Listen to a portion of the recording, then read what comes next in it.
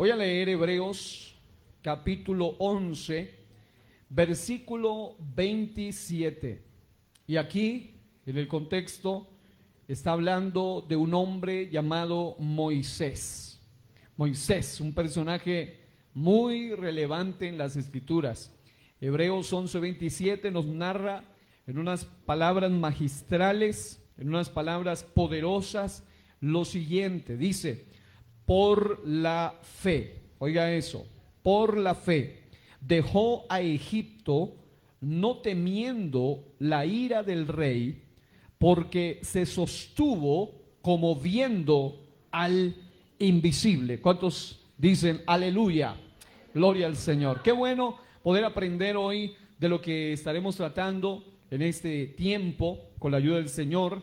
Hemos venido hablando sobre varios aspectos en cuanto a nuestra parte interior, sanidad interior, en cuanto a nuestra liberación, en cuanto a nuestra guerra espiritual.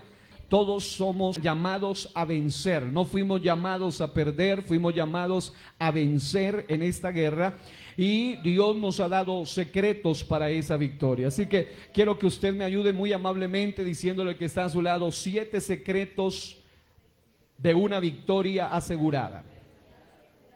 Aleluya. Quiero hablarle durante unos minutos sobre 7 secretos de una victoria asegurada. Victoria es sencillamente el hecho de tener una conquista, el hecho de ganar. Asegurada significa literalmente que al utilizar los secretos, o al tener en cuenta los secretos, o al ser consciente de los secretos, o al vivir consciente de estos secretos de una victoria asegurada, nosotros vamos a tener una victoria poderosa, porque ya el que nos da esa victoria obtuvo la victoria por nosotros. Jesucristo es conocido como el campeón del Gólgota. Jesucristo es conocido como el que nunca ha perdido una sola batalla. Jesucristo es más que vencedor, y por eso somos más que vencedores. ¿Cuántos alaban ese nombre sobre todo nombre? Aleluya. Gloria a Dios. Así que, mis hermanos, una cosa que cautivó mi atención en la lectura de Hebreos capítulo 11, versículo 27, donde encontramos la victoria resumida de la vida de Moisés en palabras tan magistrales como estas. Dice: por la fe, por la fe, dejó a Egipto, no temiendo la ira del rey, porque se sostuvo como viendo al invisible. Ahora, lógicamente, uno lo primero que se preguntaría es cómo uno puede ver al invisible, es decir, lo que no se puede ver o lo que es invisible, cómo puede ser visto. Y el texto dice que se sostuvo como viendo al invisible. Pues nosotros sabemos que para poder ver al invisible se requieren los ojos adecuados, se requiere la mirada adecuada, y es la mirada de la fe. Por eso en Hebreos 11 se le conoce como el capítulo, o algunos le han llamado el salón de la fama de la fe. Así que, mis hermanos, es importante que en estos minutos que vamos a estar tratando este mensaje, usted tenga en cuenta que según la Biblia, y esto es maravilloso porque la Biblia nos habla categóricamente, nos habla claramente sobre esto. En la Biblia existe un universo real y físico, del cual se nos habla desde el Génesis. Dice: en el principio creó Dios los cielos y la tierra, lo que se puede ver, el mundo cielo y el mundo tierra. Pero en esa expresión cielos está hablando de algo más allá de solo los cielos físicos. Ya hemos hablado sobre el cielo, alguna vez tuvimos una serie sobre el cielo y hablamos de los diferentes niveles de cielos. Y es interesante que cuando uno observa la Biblia va a encontrar que hay un universo real, hay un universo físico que es invisible también. A pesar de que está en el mundo físico, se ha constituido en un universo tan invisible a simple vista, a razón de su pequeñísimo tamaño. Sabemos que obviamente el universo conocido como el universo telescópico es un universo con soles, con estrellas y con planetas mucho más grandes que este, y evidentemente son gigantescos. Hay unos que hablan de 1 millón de veces más grandes que el mismo Sol, algunas de esas estrellas. Pero cuando uno va a este mismo mundo, aquí en el cual vivimos, hay un universo que es invisible al simple ojo humano, por el simple hecho de que estamos tratando con un universo microscópico o un universo pequeñísimo. Está compuesto de microbios, de virus, de bacterias, de gérmenes, de hongos, de parásitos y obviamente, aunque están en el mundo físico, es decir, aunque están en un mundo, no están en el mundo espiritual, sino en el mundo físico, estos, al tener un tamaño infinitesimalmente pequeño, es imperceptible o no se puede ver a simple vista humana. Es decir, se requiere como mínimo un microscopio para detectar ese mundo físico.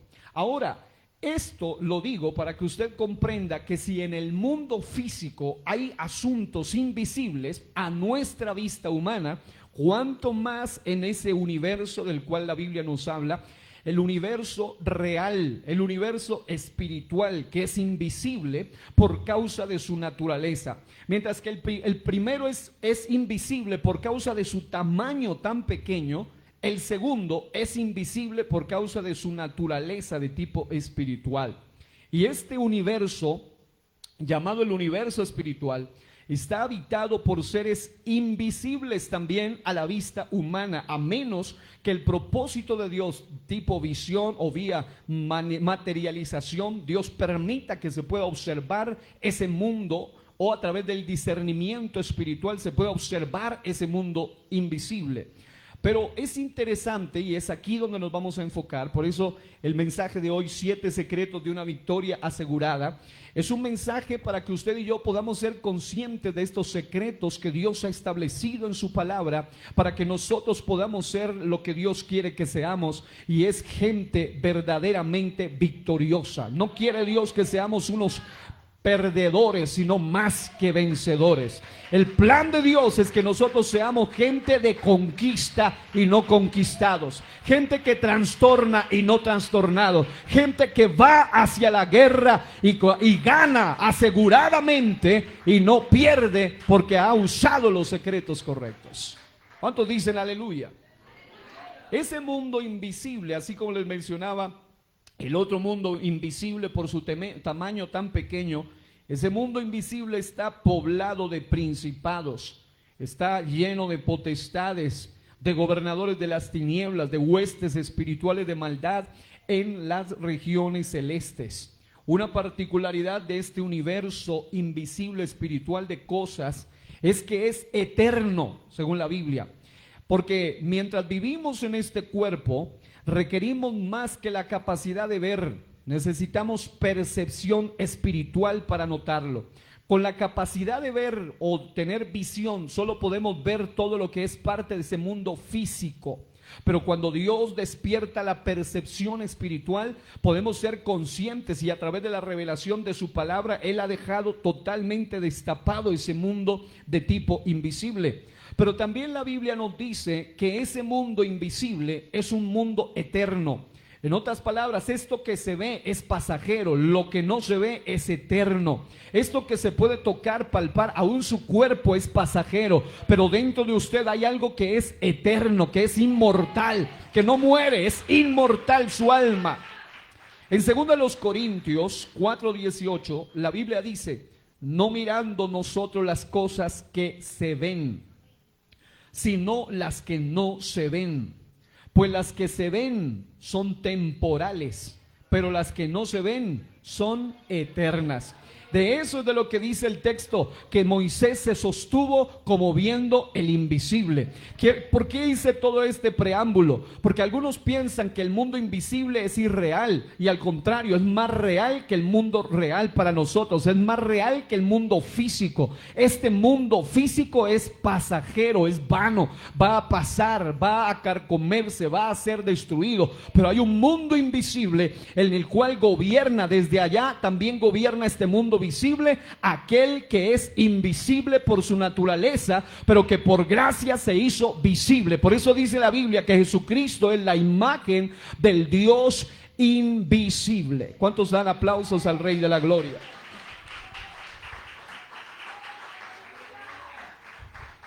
Así que tengamos en cuenta esto, para que usted se dé cuenta, la pregunta, además de la revelación, además de la realidad, ¿cómo podemos descubrir ese mundo invisible? La revelación dice que hay un mundo invisible y lo dice claramente, lo categoriza, nos habla de ese mundo invisible. La realidad también nos ayuda a demostrar que así como hay un mundo invisible, microscópico, que está en lo real, pero se puede ver, también existen otras cosas que se pueden demostrar, aunque sean invisibles, como este universo invisible, sea cual fuere. La forma de detectarlo es porque se hace patente o se hace tangible por sus efectos. El viento es invisible. El oxígeno es invisible para nosotros, pero se hace sentir o se hace patente por sus efectos. Cuando falta oxígeno, ¿qué empieza a sucedernos a nosotros?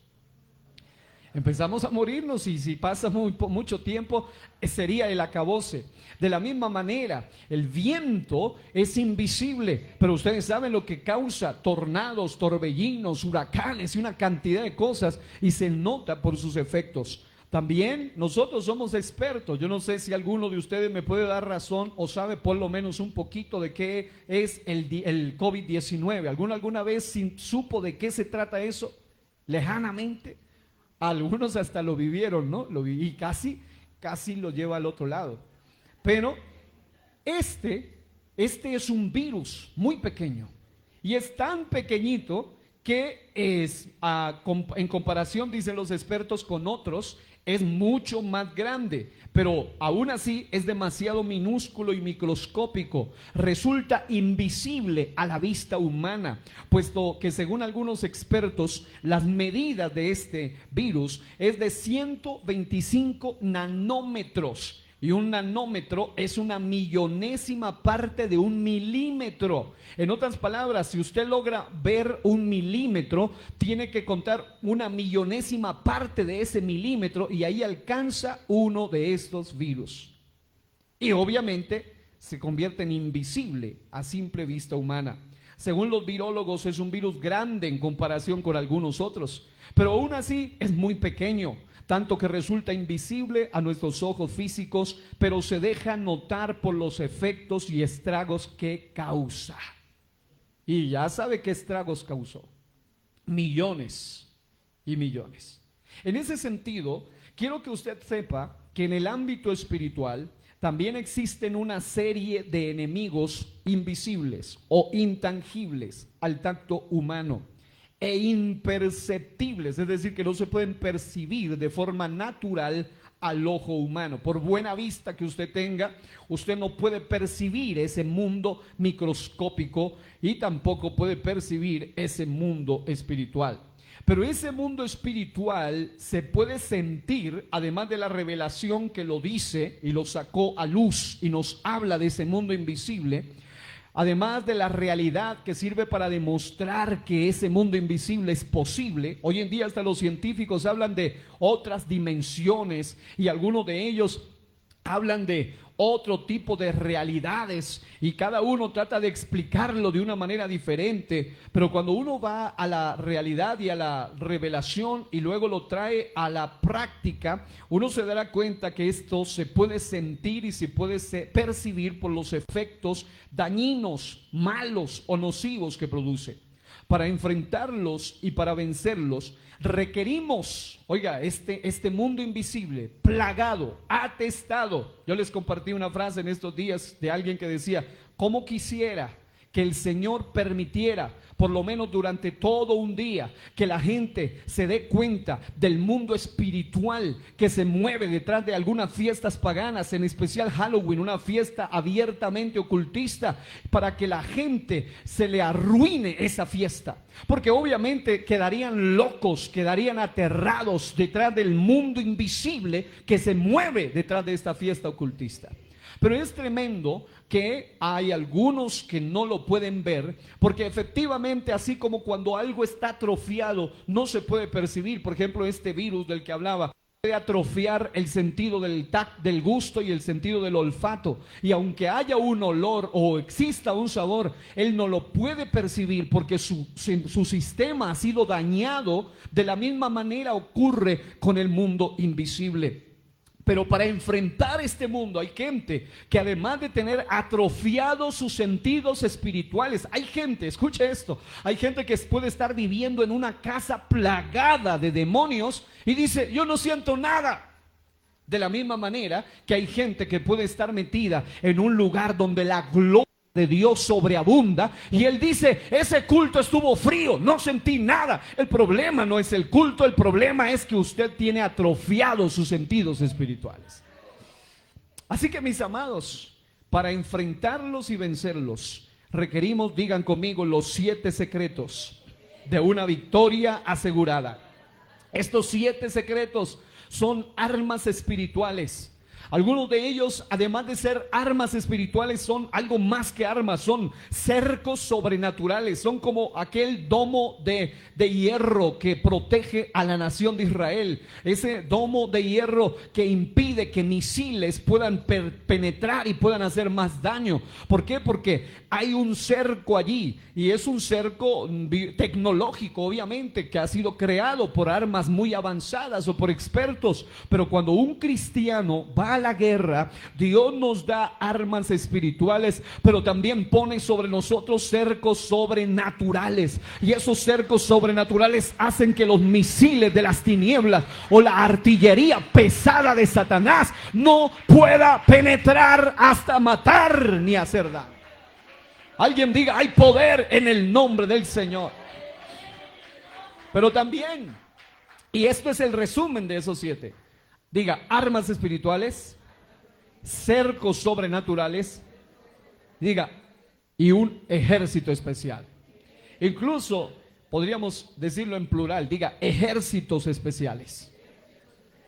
Esto, si usted va al análisis bíblico, hoy solamente lo vamos a ver brevemente. Dios nos ha provisto estos elementos, estas armas, estos cercos, que en sí mismos son invisibles o en sí mismos son intangibles.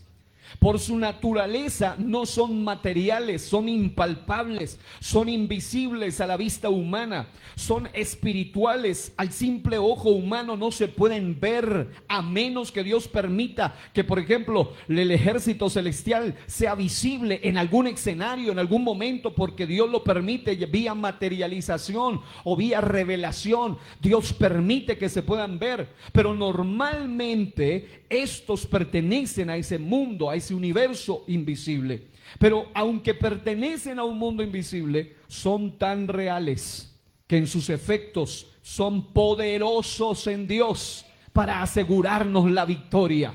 Es decir, no piense que porque es invisible no es real, y no piense que porque es invisible no sirve para nada. Al contrario, es invisible, y lo que hace que sea tan poderoso es que no se puede percibir a simple vista humana. Hay armas espirituales, hay cercos sobrenaturales y hay ejércitos que Dios ha enviado alrededor de tuyos. Vale la pena que usemos esos elementos.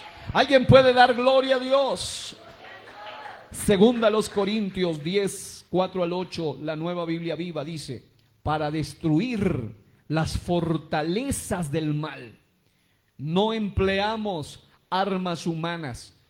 La razón es por simple lógica, por sentido común. ¿Cómo voy a destruir un mundo invisible con armas materiales, visibles? No se puede. Por eso Dios nos ha dado armas, que dice acá, sino las armas del poder de Dios. La Reina Valera dice: las armas de nuestra milicia no son carnales, sino poderosas en Dios para destrucción de fortalezas. Estos 7 secretos poderosos para una victoria asegurada, que todo hijo de Dios debe conocer, todo hijo de Dios debe entender y todo hijo de Dios debe usar, son los siguientes. Voy primero a mencionarlos y luego los vamos a desarrollar brevemente. Diga conmigo: la sangre de Cristo. Diga conmigo: el nombre de Jesús. Diga conmigo: la palabra de Dios. Diga después de mí: la oración. Repita: la fe. Diga fuertemente: el propósito divino. Dígalo aún más fuerte: los ángeles. 7 secretos para una victoria asegurada. Estos son 7 secretos que están allí, y secretos no significa que estén por allá escondidos, simplemente que deben ser usados, deben ser entendidos, deben ser conocidos para que podamos tener una victoria asegurada. Y lo que viene es para que usted reciba hoy gozo, para que usted reciba fortaleza, para que usted reciba esperanza, porque esto no es un cuentito, no es una fábula, no es un invento, no es una mentira, es una realidad poderosa que nos ha sostenido y que te sostendrá para que puedas vencer en esta guerra. Alguien diga: mi guerra ya la venció el Señor por mí. Dele fuerte ese aplauso al Rey. Aleluya. La sangre de Cristo. Diga: la sangre de Cristo. La sangre de Cristo activa sobre quien está bajo su efecto. Activa, número 1, protección del peligro. Número 2, salvación de la muerte eterna. Y número 3, purificación del pecado. Dígame usted si eso no es un arma poderosa y algo maravilloso para protegernos. Hay invocar la sangre de Jesucristo. Yo he escuchado en estos últimos días algunos predicadores que hay como una especie de ataque hacia el asunto de la sangre de Cristo, y yo no los culpo a ellos. Muy probablemente es que el enemigo está detrás de todo eso, tratando de impedir que alguien haga uso de la sangre de Jesucristo. La sangre de Cristo tiene poder para darnos protección, para traernos salvación, para traernos purificación. Hay poder en esa sangre, porque no es una sangre que mancha, no es una sangre que ensucia, es una sangre que libera, es una sangre que limpia. ¿Cuántos dicen amén? Esa sangre, como dice el canto que vertió Jesús, es la causa de mi salvación. Cada gota derramada era causa que limpiaba el pecado que moraba en mi corazón. Aleluya. La sangre de Cristo.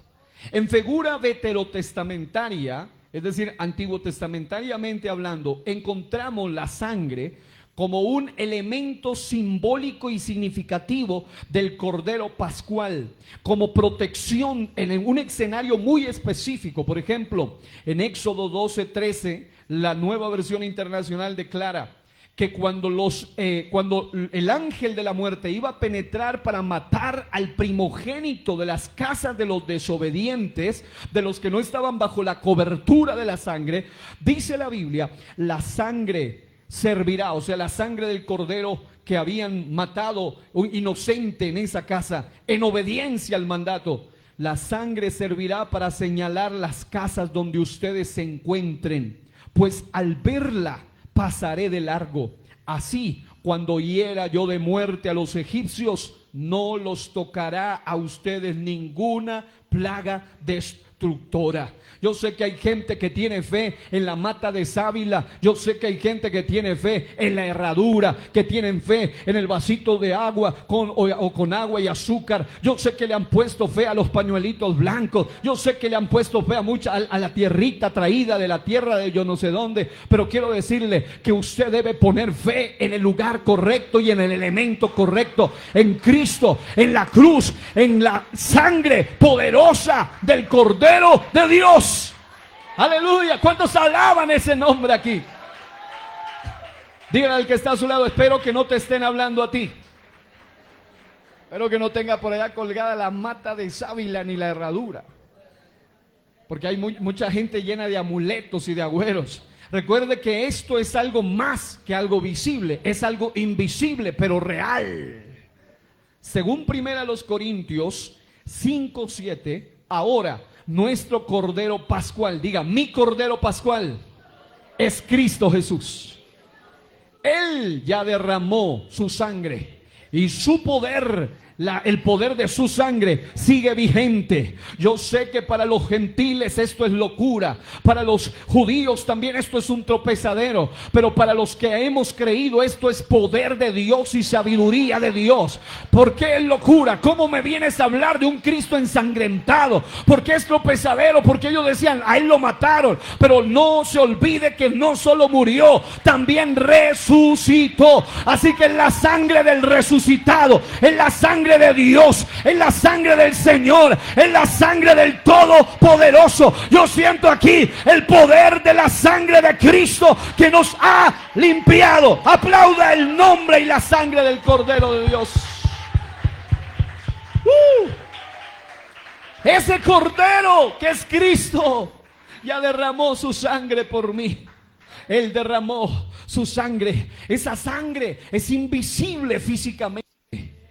Para nosotros ahora es tan real que cuando Satanás y sus secuaces quieren atacarte, si ya el nombre fue invocado sobre tu vida, en el nombre está incluido el poder de la sangre del Cordero. Y por eso cuando alguien es bautizado en el nombre de Jesús, el simbolismo de sangre se activa sobre su vida. Y ya cuando ve a tu vida, ya no ve una víctima posible, sino que ve a alguien por quien Cristo pagó con su sangre preciosa.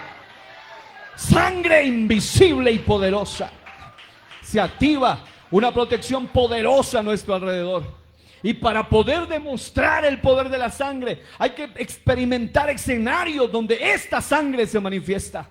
En momentos donde gente se le manifiestan demonios o donde han aparecido circunstancias extrañas, hay gente que ha entendido. Contaba el testimonio del pastor Abel Aguilar alguna vez de un hombre que estaba siendo víctima del vicio de la marihuana y de todo tipo de alucinógenos. Su madre era cristiana y cuenta el testimonio que en una ocasión un demonio se le apareció a él cuando él estaba en pleno, en el momento que estaba ingiriendo ese vicio. Y entonces se le aparece y él pensó que era un demonio causado por el efecto de la droga que estaba consumiendo, hasta que cuando sintió que aquel ser lo quería matar, él se acordó de las palabras de aquella mujer anciana que le había dicho: cuando te encuentres en problemas, clama a la sangre de Jesucristo. Y entonces, a pesar de que estaba en ese estado, él, sintiendo que se iba a morir, dijo: yo invoco la sangre de Jesucristo. Y el demonio se fue.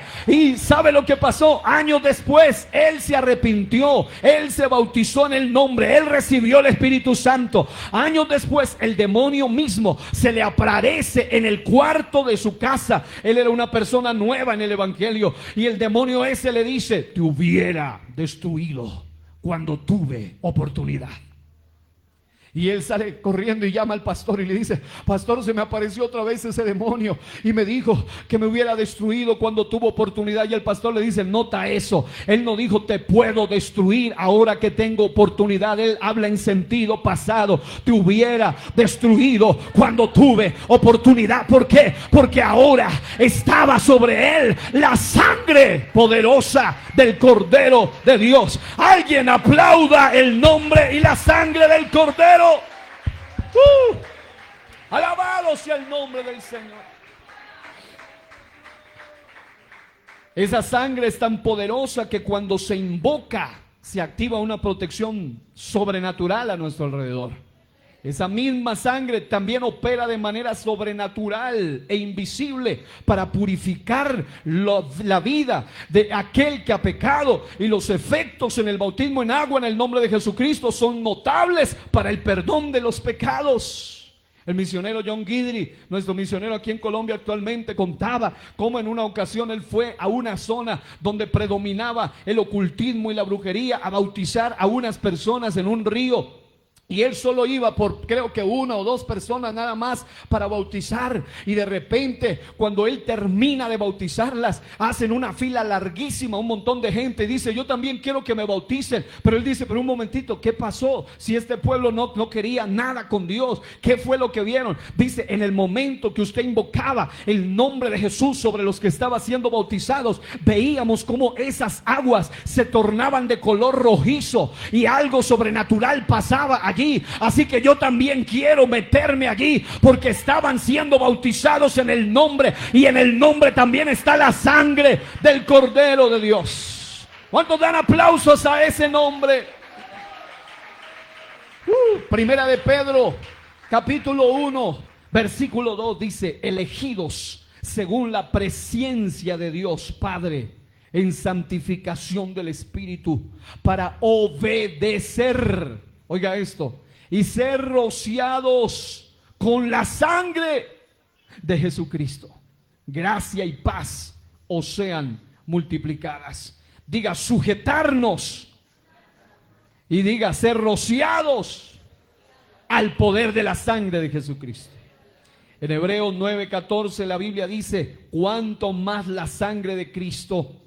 Oiga bien, si la sangre del cordero del Antiguo Testamento, si la sangre de las palomas, tórtolas, de los bueyes, de las ovejas, de los palominos, de los diferentes tipos de animales, de los becerros, podía producir un efecto temporal de cobertura, porque no quitaba, solo podía cubrir. Entonces Hebreos 9:14 dice, cuanto más la sangre de Cristo, el cual mediante el Espíritu eterno se ofreció a sí mismo sin mancha a Dios, limpiará vuestras conciencias de obras muertas para que sirváis al Dios vivo. Si la sangre, oiga bien, yo sé que en el mundo del ocultismo utilizan todo tipo de sangres. Algunos hacen sangre, hacen brujería con la sangre de los gatos y la sangre de los gallos, pero quiero decirle que aunque le suelten sangre de gallo o le suelten sangre de gato o se corten ellos mismos y derramen su sangre, no hay sangre más poderosa que la sangre de Cristo, que ya fue derramada sobre y nosotros y por causa de nosotros. Alguien aplauda el nombre de Jesús. Yo sé que hay gente que dice, me están maldiciendo, me hicieron brujería de esto y de aquello. No hay brujería que pueda contra el poder de la sangre de Jesucristo. Alguien aplauda la sangre del Cordero de Dios aquí. Yo siento que en esta noche hay un rociamiento de la sangre del Cordero. No hay muerte, no hay maldición, no hay hechicería, no hay brujería, no hay demonio que pueda mantenerse firme ante el poder de esa sangre. ¿Y por qué se hace efectivo? Porque primera de Juan 1:7 dice, pero si andamos en luz, como Él está en luz, tenemos comunión unos con otros, y la sangre de Jesucristo, su Hijo, nos limpia de todo pecado. Una de las cosas que le da poder a Satanás sobre la vida de alguien es cuando abre puertas por el pecado. Pero cuando alguien decía, en una ocasión creo que fue Martín Lutero, decía, cuando el diablo te recuerde tu pasado, tú recuérdale a él su futuro. Porque nuestro pasado fue limpiado por la sangre del Cordero. Nuestro presente es limpiado por la sangre del Cordero. Nuestro futuro es asegurado por la sangre del Cordero. Pero Él no tiene ninguna seguridad en el futuro. Así que, amado hermano, si hay algo que el diablo odia, es que el nombre de Jesús y la sangre haya sido invocada sobre tu vida. Por eso en esta iglesia seguimos creyendo que hay poder en la sangre de Jesús. Hay poder en la sangre de Cristo. Por eso seguimos invitándote para que te bautices, porque en el bautismo la sangre te rocía. Yo no sé si alguien puede aplaudirlo esta noche, pero yo sé que Él está aquí en este lugar.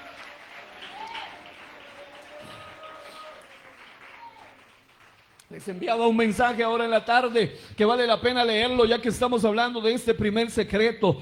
Creo que se los compartí, probablemente algunos ya lo vieron. El mensaje que les enviaba decía algo muy interesante, muy especial, muy hermoso, que vale la pena que usted y yo lo podamos meditar.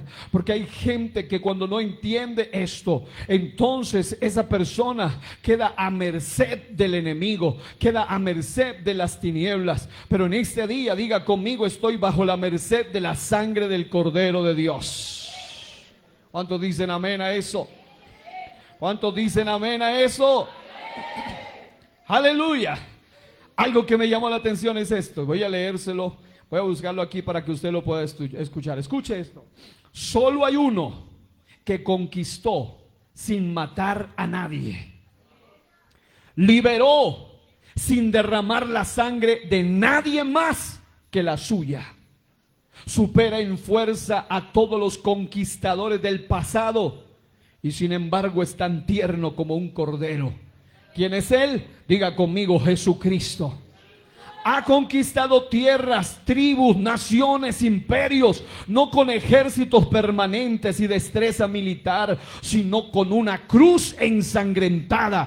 Pero ¿cuál es el secreto? Que Él murió, sí, fue desangrado, sí, fue sepultado, pero ¿qué sucedió? Resucitó. A Él sea la gloria hoy y para siempre. Alabado sea el nombre del Señor Jesucristo. Amados, cada vez que tú estés en un momento difícil, invoca el nombre, invoca la sangre. Si hay algo que el diablo detesta, es que alguien acuda a esta primer herramienta, a este primer elemento, a este primer secreto de una victoria asegurada. Y Apocalipsis 12:1 dice en la Nueva Traducción Viviente: ellos, yo sé el contexto escatológico del versículo, pero el principio sigue siendo el mismo en todas las edades. Dice: ellos lo han vencido por medio de la sangre del Cordero y por el testimonio que dieron, y no amaron tanto la vida, dice la Nueva Traducción Viviente, como para tenerle miedo a la muerte. Porque cuando alguien está bajo el efecto de la sangre de Jesucristo, hay seguridad aún más allá de la misma muerte. ¿Por qué? Porque cuando alguien muere bajo el efecto de la sangre de Jesucristo, esa persona ha sido redimida, ha sido comprada a precio de sangre, y es la sangre, como dice Hechos, la sangre misma del Señor, y compró su iglesia con su propia sangre. Hoy yo sé que cuando usted esté pasando guerras, dificultades, batallas, ataques demoníacos, sea lo que sea, no deje de clamar a la sangre del Cordero. Yo sé que hay algunos que hablan de sus libertadores y dicen: fulano es el libertador, sutano es el libertador, que viva. Pero quiero decirle que hay uno que es el verdadero libertador, es Jesucristo, el Cordero de Dios que quita el pecado del mundo. Jesucristo, el león de la tribu de Judá. Oh, dele fuerte ese aplauso al Rey. Hoy termino con el segundo solamente. Diga el nombre de Jesús. Diga el nombre de Jesús. El nombre de Jesús activa poder, autoridad, liberación y redención. Dígalo: poder, autoridad, liberación, redención. Dígalo última vez: poder, autoridad, liberación, redención. Y claro que hay poder. Yo sé que hay gente que se intimida. Ayer estuve siendo testigo de algo sobrenatural, porque cuando el nombre de Jesús se invoca, cosas sobrenaturales suceden. Alguien decía, y escuché, lo vi en vivo y en directo a través de alguien, no voy a mencionar nombres ahora, pero lo que me llamó la atención es que alguien escribió y dijo: tengo tal y tal enfermedad, y otro escribió: tengo tal y tal y tal enfermedad, y entonces alguien dijo: ya está hecho en el nombre de Jesús, punto. Y alguien dijo: pero ore. No, dijo: ya está hecho en el nombre de Jesús, revísese. Y efectivamente, en cuestión de minutos sucedieron varios milagros. Hay gente que dice que no ha visto milagros. Yo veo milagros todos los días. Hay gente que dice que Dios no hace milagros, que la sanidad no existe, que la liberación no existe, que echar fuera demonios es irreal. Yo no sé dónde viven ellos, pero yo he aprendido a ver milagros desde mi niñez. Yo he aprendido a sentir el poder de la sanidad en mis manos desde que tenía uso de razón. Yo he aprendido a ver enfermedades, no importa cómo se llamen, saliendo de los cuerpos, demonios saliendo de la vida. Hay poder en el nombre, hay poder en el nombre, hay autoridad en el nombre, hay liberación en el nombre, hay redención en el nombre, hay autoridad. Alguien aplauda, alguien diga: hay victoria en el nombre de Jesús. Oh, rabababa, y catarabajaya. Alguien puede hablar en lenguas en ese nombre, porque Marcos 16, 15 al 17 dice: y estas señales seguirán a los que creen. En mi nombre echarán fuera demonios. No importa si el demonio atenta a tu familia, hace generaciones. Cuando se invoca el nombre sobre todo nombre, no hay nombre que pueda resistir al nombre más grande que hay en un universo: el nombre del Mesías, el nombre del soberano, el nombre de Dios manifestado en carne. Dígalo: hay poder en el nombre de Jesús. Pero también dice: hablarán nuevas lenguas. Alguien va a decir conmigo: en el nombre de Jesús voy a hablar en otras lenguas ahora. Sakayama Satarama Indarabakaya y Kataraba Satarabahaya y Kandarababa Sikatarabahaya. Hay poder en ese nombre, hay poder en ese nombre, hay libertad en ese nombre. Dale aplauso, dale alabanza. Se está derramando el Espíritu de Dios, porque esto no es un acto emotivo, esto no es un acto emocionalista, es la invocación del nombre sobre todo nombre. Y por eso tu lengua, por eso tu vida es impactada. Aquí hay testigos, hay testimonio. Este que les habla también es un testimonio de que se puede tomar, espiritualmente hablando, serpientes en las manos y beber cosa mortífera sin recibir daño alguno. Yo sé que el diablo ha querido matarte, yo sé que el diablo ha querido destruirte, pero si estás aquí es porque no ha podido, y es porque hay un nombre invocado sobre tu vida. No eres tú, no es la buena suerte, no, es el nombre, es el nombre. Alguien diga: es el nombre, y aplauda ese nombre. Aquí hay gente que el alimento que tomó era para matarlo. Aquí hay gente que aquel elemento que tomó podía afectarle su salud y llevarlo a la misma tumba. Pero cuando usted come un alimento, usted dice: yo me lo tomo en el nombre de Jesús. Tomo el agua en el nombre de Jesús, tomo el alimento en el nombre de Jesús. Y no hay nada que pueda destruir aquel que tiene ese nombre. Hoy yo siento el poder de Dios que se ha derramado aquí en esta casa. Y también dice la Biblia: sobre los enfermos pondrán sus manos y sanarán.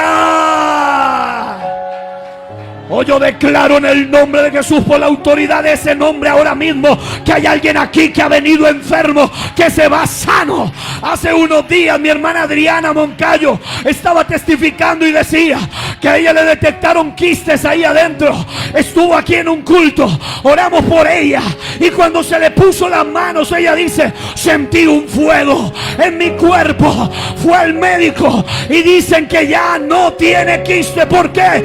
Porque hay poder en ese nombre. Vamos, alábalo.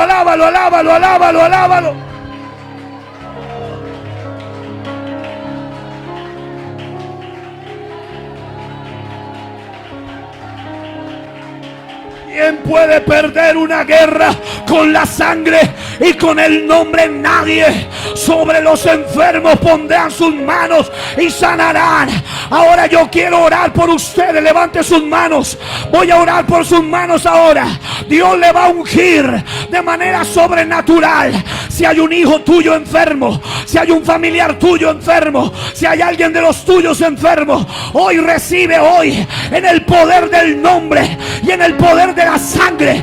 Vas a ir a tu casa, vas a ir al hospital, vas a ir a la clínica, vas a ir al cuarto de la persona y vas a decir: Dios ha limpiado mis manos con su sangre. Así que en el nombre de Jesús vas a orar por ellos y vas a testificar de los milagros que vas a ver. No te atemorices, llámese como se llame la enfermedad, es solo un nombre. Si se llama cáncer, hay un nombre por encima del cáncer, cual sea el nombre. Si se llama tifus o cualquiera sea el nombre, hay un nombre superior a ese nombre. Yo quiero orar por alguien que está ahí al otro lado ahora mismo escuchando este mensaje. Alguien ahí al otro lado le detectaron una enfermedad incurable. Quiero decirte en el nombre de Jesús que sobre esa enfermedad, di el nombre de esa enfermedad, pero por encima de ese nombre, por esa enfermedad, vas a invocar el nombre de Jesús y vas a decir: enfermedad, llame como se llame, diabetes, cáncer, sida, no sé cómo se llame tu enfermedad, sea algo físico, algo espiritual o algo emocional, tú vas a decir: en el nombre de Jesús, te vas, enfermedad, de mí ahora. Y lo que vas a sentir ahora es el fuego de Dios allí, en esa parte. Es Dios diciéndote: estoy sanándote ahora. Alguien está siendo sano también aquí. Alguien está siendo sano también aquí. Alguien está siendo sano ahora. Alábalo, alábalo.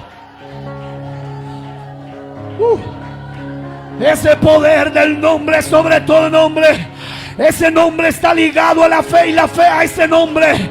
Los que creen, Hechos 4:12 dice que no hay otro nombre bajo el cielo dado a los hombres en que podamos ser salvos. El único nombre bajo el cielo para recibir salvación del cuerpo, del alma o del espíritu.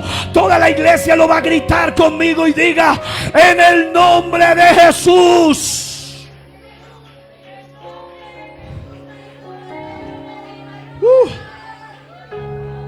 Sí, recibe ahora. Recibe tu sanidad ahora. Recibe tu milagro ahora. Recibe la liberación ahora. Se va la migraña, se va la enfermedad de la sangre, se va la enfermedad de los huesos, se va la enfermedad de las articulaciones. Ahora mismo, en el nombre de Jesús.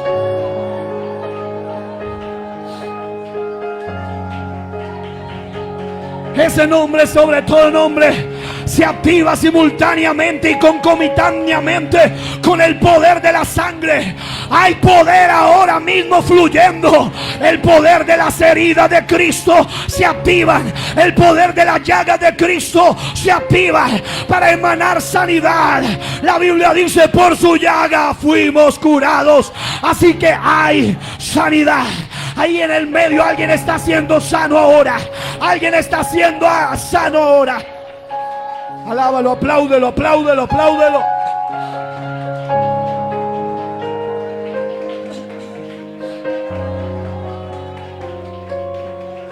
Suelta sanidad, suelta salvación, suelta libertad.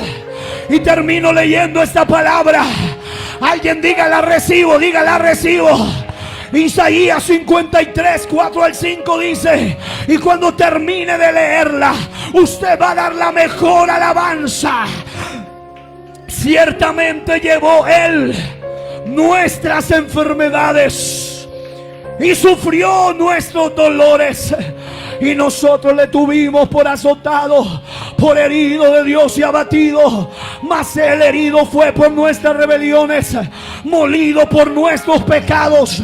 El castigo de nuestra paz fue sobre Él, y por su llaga fuimos nosotros curados. Sé curado ahora en el nombre y en la sangre de Cristo. Dale mejor aplauso, dale la mejor alabanza, dale la mejor adoración. Y si catara la vasalla. Eso es danza, eso es danza, eso es gózate, eso es declárate libre, declárate libre, declárate libre en el nombre y en la sangre de Cristo.